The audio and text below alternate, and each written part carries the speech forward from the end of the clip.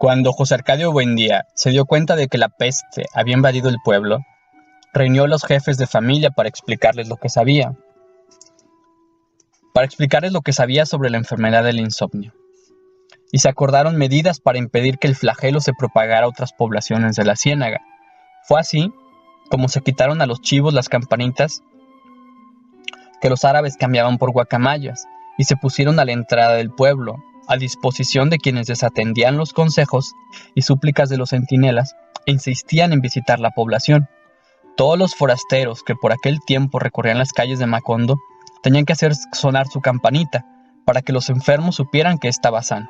No se les permitía comer ni beber nada durante su estancia, pues no había duda de que la enfermedad solo se transmitía por la boca, y todas las cosas de comer y de beber estaban contaminadas de insomnio. De esa forma, se mantuvo la peste circunscrita al perímetro de la población. Tan eficaz fue la cuarentena que llegó el día en que la situación de emergencia se tuvo por cosa natural, y se organizó la vida de tal modo que el trabajo recobró su ritmo y nadie volvió a preocuparse por la inútil costumbre de dormir. Fue Aureliano quien concibió la fórmula que había de defenderlos durante varios meses de las evasiones de la memoria. La descubrió por casualidad. Insomne experto, por haber sido uno de los primeros, había aprendido a la perfección el arte de la platería. Un día estaba buscando el pequeño yunque que utilizaba para laminar los metales, y no recordó su nombre. Su padre se lo dijo: Taz. Aureliano escribió el nombre en un papel que pegó con goma en la base del yunquecito: Taz. Así estuvo seguro de no olvidarlo en el futuro. No se le ocurrió que fuera aquella la primera manifestación del olvido, porque el objeto tenía un nombre difícil de recordar, pero pocos días después descubrió que tenía dificultades para recordar casi todas las cosas del laboratorio. Entonces las marcó con el nombre respectivo, de modo que le bastaba con leer la inscripción para identificarlas. Cuando su padre le comunicó su alarma por haber olvidado hasta los hechos más impresionantes de su niñez, Aureliano le explicó su método, y José Arcadio Buendía lo puso en práctica en toda la casa, y más tarde lo impuso a todo el pueblo. Con un hisopo intintado, marcó cada cosa con su nombre: mesa, silla, reloj, puerta, pared, cama, cacerola. Fue al corral y marcó a los animales y las plantas: vaca, chivo, puerco, gallina, yuca, malanga, guineo. Poco a poco, estudiando las infinitas posibilidades del olvido, se dio cuenta de que podía llegar un día en que se reconocieran las cosas por sus inscripciones, pero no se recordara su utilidad. Entonces fue más explícito.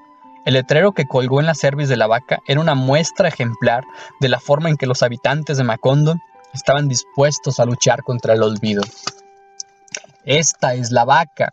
Hay que ordeñarla todas las mañanas para que produzca leche, y a la leche hay que hervirla para mezclarla con el café y hacer café con leche. Así continuaron viviendo en una realidad escurridiza, momentáneamente capturada por las palabras, pero que había de fugarse sin remedio cuando olvidaran los valores de la letra escrita. En la entrada del camino de la Ciénaga se había puesto un anuncio que decía Macondo, y otro más grande en la calle central que decía Dios existe. En todas las casas se habían escrito claves para memorizar los objetos y los sentimientos, pero el sistema exigía tanta vigilancia y tanta fortaleza moral que muchos sucumbieron al hechizo de una realidad imaginaria, inventada por ellos mismos, y que les resultaba menos práctica, pero más reconfortante. Pilar Ternera fue quien más contribuyó a popular esa mistificación, cuando concibió el artificio de leer el pasado en las barajas, como antes había leído el futuro. Mediante ese recurso, los insomnes empezaron a vivir en un mundo construido por las alternativas inciertas de los naipes, donde el padre se recordaba apenas como el hombre moreno que había llegado a principios de abril, y la madre se recordaba apenas como la mujer trigueña que usaba un anillo de oro en la mano izquierda, y donde una fecha de nacimiento quedaba reducida al último martes en que cantó la alondra en el laurel. Derrotado por aquellas prácticas de consolación, José Arcadio Buendía decidió entonces construir la máquina de la memoria, que una vez había deseado para acordarse de los maravillosos inventos de los gitanos. El artefacto se fundaba en la posibilidad de repasar todas las mañanas, y desde el principio hasta el fin, la totalidad de los conocimientos adquiridos en la vida. Lo imaginaba como un diccionario giratorio, que un individuo situado en el eje pudiera operar mediante una manivela. de modo que en pocas horas pasaran frente a sus ojos las nociones más necesarias para vivir. Había logrado escribir cerca de 14,000 fichas, cuando apareció por el camino de la ciénaga un anciano estrafalario, con la campanita triste de los durmientes, cargando una maleta ventruda amarrada con cuerdas y un carrito cubierto de trapos negros. Fue directamente a la casa de José Arcadio Buendía. Visitación no lo conoció al abrirle la puerta y pensó que llevaba el propósito de vender algo, ignorante de que nada podía venderse en un pueblo que se hundía sin remedio en el tremendal del olvido. Era un hombre decrépito, aunque su voz también estaba cuarteada por la incertidumbre y sus manos parecían dudar de la existencia de las cosas. Era evidente que venía del mundo donde todavía los hombres podían dormir y podían recordar. José Arcadio Buendía lo encontró sentado en la sala, abanicándose con un remendado sombrero negro, mientras leía con atención compasiva los letreros pegados en las paredes. Lo saludó con amplias muestras de afecto, temiendo haberlo conocido en otro tiempo y ahora no recordarlo. Pero el visitante advirtió su falsedad. Se sintió olvidado no con el olvido irremediable del corazón, sino con otro olvido más cruel e irrevocable que él conocía muy bien, porque era el olvido de la muerte. Entonces comprendió. Abrió la maletita atiborrada de objetos indescifrables y de entre ellos sacó un maletín con muchos frascos. Le dio a beber a José Arcadio Buendía una sustancia de color apacible y la luz se hizo en su memoria. Los ojos se le humedecieron de llanto antes de verse a sí mismo en una sala absurda donde los objetos estaban marcados y antes de avergonzarse de las solemnes tonterías escritas en las paredes, y aún antes de reconocer al recién llegado que en un deslumbrante resplandor de alegría era Melquiades. Mientras Macondo celebraba la reconquista de los recuerdos y José Arcadio Buendía y Melquiades le sacudieron el polvo a su vieja amistad, el gitano iba dispuesto a quedarse en el pueblo. Había estado en la muerte, en efecto, pero había regresado porque no pudo soportar la soledad. Repudiado por su tribu, desprovisto de toda facultad sobrenatural, como castigo por su fidelidad a la vida, decidió refugiarse en aquel rincón del mundo, todavía no descubierto por la muerte, dedicado a la explotación de un laboratorio de daguerrotipia. José Arcadio Buendía nunca había oído hablar de ese invento, pero cuando se vio a sí mismo y a toda su familia plasmados en una edad eterna sobre una lámina de metal tornasol, se quedó mudo de estupor. De esa época databa el oxidado daguerrotipo en el que apareció José Arcadio Buendía, con el pelo erizado y ceniciento, el acartonado cuello de la camisa prendido con un botón de cobre y una expresión de solemnidad asombrada, y que Úrsula describía muerta de risa como un general asustado. Es verdad, José Arcadio Buendía estaba asustado la diáfana mañana de diciembre en que le hicieron el daguerrotipo, porque pensaba que la gente se iba gastando poco a poco a medida que su imagen pasaba a las placas metálicas. Por una curiosa inversión de la costumbre, fue Úrsula quien le sacó aquella idea de la cabeza, como fue también ella quien olvidó sus antiguos resquemores y decidió que Melquiades se quedara viviendo en la casa, aunque nunca permitió que le hicieran un daguerrotipo, porque según sus palabras textuales, no quería quedar para burla de sus nietos. Aquella mañana vistió a los niños con sus ropas mejores, les empolvó la cara y les dio una cucharada de jarabe de tuétano a cada uno para que pudieran permanecer absolutamente inmóviles durante casi 2 minutos frente a la aparatosa cámara de Melquiades. En el daguerrotipo familiar, el único que existió jamás, Aurelión apareció vestido de terciopelo negro entre Amaranta y Rebeca. Tenía la misma languidez y la misma mirada clarividente que había tener años más tarde frente al pelotón de fusilamiento. Pero aún no había sentido la premonición de su destino. Era un orfebre experto, estimado en toda la ciénaga por el preciosismo de su trabajo. En el taller que compartía con el disparatado laboratorio de Melquiades, apenas si se le oía respirar. Parecía refugiado en otro tiempo, mientras su padre y el gitano interpretaban a gritos las predicciones de Nostradamus. Entre un estrépito de frascos y cubetas y el desastre de los ácidos derramados y el bromuro de plata perdido por los codazos y traspiés que daban a cada instante. Aquella consagración al trabajo, el buen juicio con que administraba sus intereses, le habían permitido a Aureliano ganar en poco tiempo más dinero que Úrsula, con su deliciosa fauna de caramelo. pero todo el mundo se extrañaba de que fuera ya un hombre hecho y derecho y no se le hubiera conocido mujer. En realidad no la había tenido. Meses después volvió Francisco, el hombre, un anciano trotamundos de casi 200 años que pasaba con frecuencia por Macondo, divulgando las canciones compuestas por él mismo. En ellas, Francisco, el hombre, relataba con detalles minuciosos las noticias ocurridas en los pueblos de su itinerario, desde Manaure hasta los confines de la Ciénaga, de modo que si alguien tenía un recado que mandar o un acontecimiento que divulgar, le pagaba 2 centavos para que la incluyera en su repertorio. Fue así como se enteró Úrsula de la muerte de su madre. Por pura casualidad, una noche que escuchaba las canciones, con la esperanza de que dijeran algo de su hijo José Arcadio, Francisco el hombre, así llamado porque derrotó al diablo en un duelo de improvisación de cantos y cuyo verdadero nombre no conoció nadie, desapareció de Macondo durante la peste del insomnio y una noche reapareció sin ningún anuncio en la tienda de Catarino. Todo el mundo fue a escucharlo para saber qué había pasado en el mundo. En esa ocasión, llegaron con él una mujer tan gorda que 4 indios tenían que llevarla cargada en un mecedor, y una mulata adolescente de aspecto desamparado que la protegía del sol con un paraguas. Aureliano fue esa noche a la tienda de Catarino. Encontró a Francisco el hombre como un camaleón monolítico, sentado en medio de un círculo de curiosos. Cantaba las noticias con su vieja voz descordada, acompañándose con el mismo acordeón arcaico que le regaló Sir Walter Raleigh en la Guayana, mientras llevaba el compás con sus grandes pies caminadores agrietados por el salitre. Frente a una puerta del fondo, por donde entraban y salían algunos hombres, estaba sentada y se abanicaba en silencio la matrona del mecedor. Catarino, con una rosa de fieltro en la oreja, vendía a la concurrencia tazones de guarapo fermentado y aprovechaba la ocasión para acercarse a los hombres y ponerles la mano donde no debía.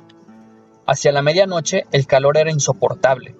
Aureliano escuchó las noticias hasta el final, sin encontrar ninguna que le interesara a su familia. Se disponía a regresar a casa cuando la matrona le hizo la señal con la mano. «Entra tú también», le dijo, «solo cuesta 20 centavos». Aureliano echó una moneda en la alcancía que la matrona tenía en las piernas y entró en el cuarto sin saber para qué. La mulata adolescente, con sus teticas de perra, estaba desnuda en la cama. Antes de Aureliano, esa noche, 63 hombres habían pasado por el cuarto.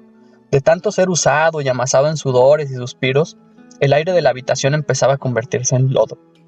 La muchacha quitó la sábana empapada y le pidió a Aureliano que la tuviera de un lado. Pesaba como un lienzo. La exprimieron torciéndola por los extremos hasta que recobró su peso natural. Voltearon la estera y el sudor salía del otro lado. Aureliano ansiaba que aquella operación no terminara nunca. Conocía la mecánica teórica del amor, pero no podía tenerse en pie a causa del desaliento de sus rodillas, y aunque tenía la piel erizada y ardiente, no podía resistir a la urgencia de expulsar el peso de las tripas. Cuando la muchacha acabó de arreglar la cama y le ordenó que se desvistiera, él le hizo una explicación atolondrada. «Me hicieron entrar, me dijeron que echara 20 centavos en la alcancía y que no me demorara». La muchacha comprendió su ofuscación.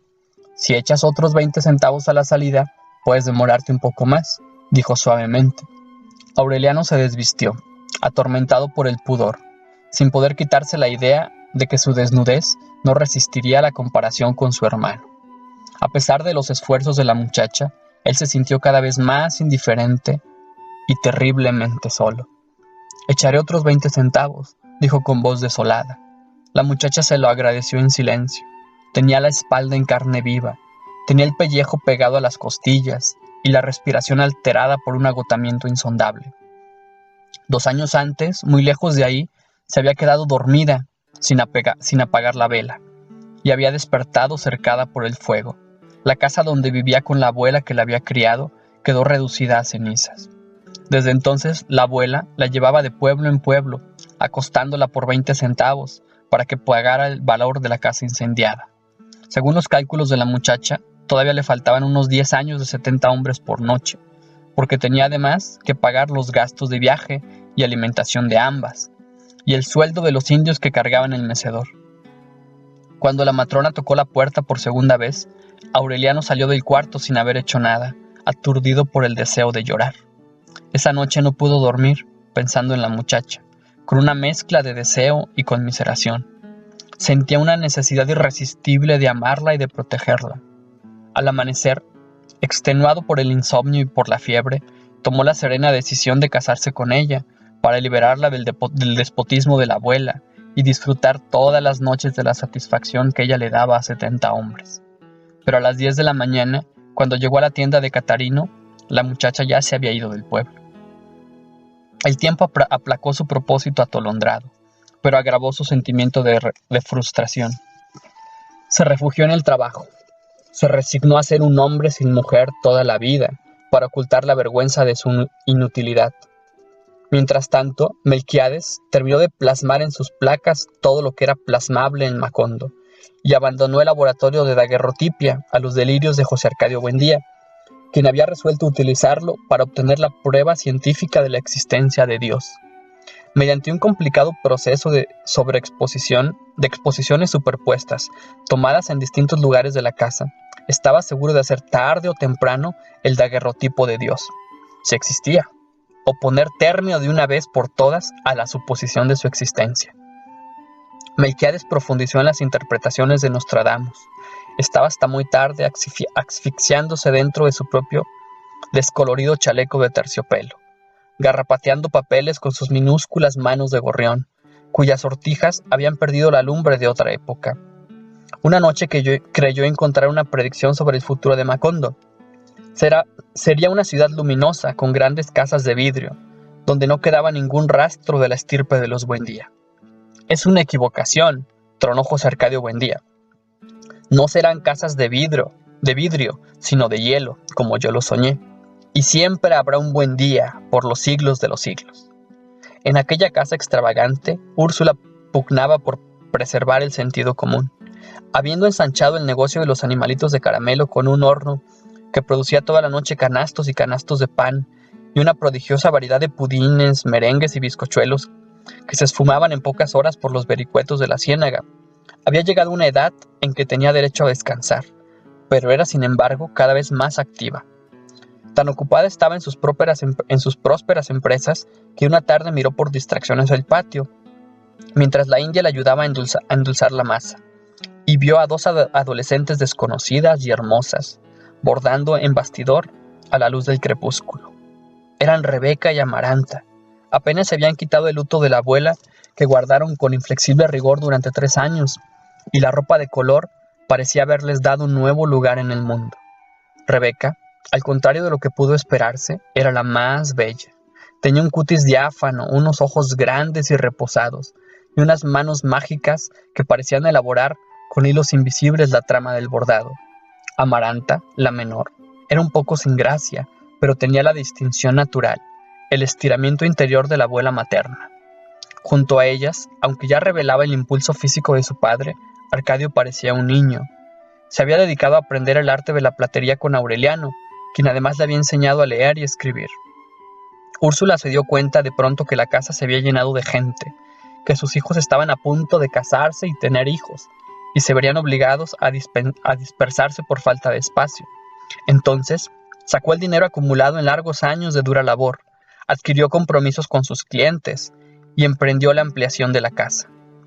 Dispuso que se construyera una sala formal para las visitas y otra más fresca y cómoda para el uso diario, un comedor para una mesa de 12 puestos donde se sentara la familia con todos sus invitados, 9 dormitorios con ventanas hacia el patio y un largo corredor protegido del resplandor del mediodía por un jardín de rosas, con un pasamanos para poner macetas de helechos y tiestos de begonias. Dispuso ensanchar la cocina para construir 2 hornos, destruir el viejo granero, donde Pilar Ternera le leyó el porvenir a José Arcadio, y construir otro 2 veces más grande para que nunca faltaran los alimentos en la casa. Dispuso construir en el patio, a la sombra del castaño, un baño para las mujeres y otro para los hombres, y al fondo una caballeriza grande, un gallinero alambrado, un establo de ordeña y una pajarera abierta a los 4 vientos, para que se instalaran a su gusto los pájaros sin rumbo.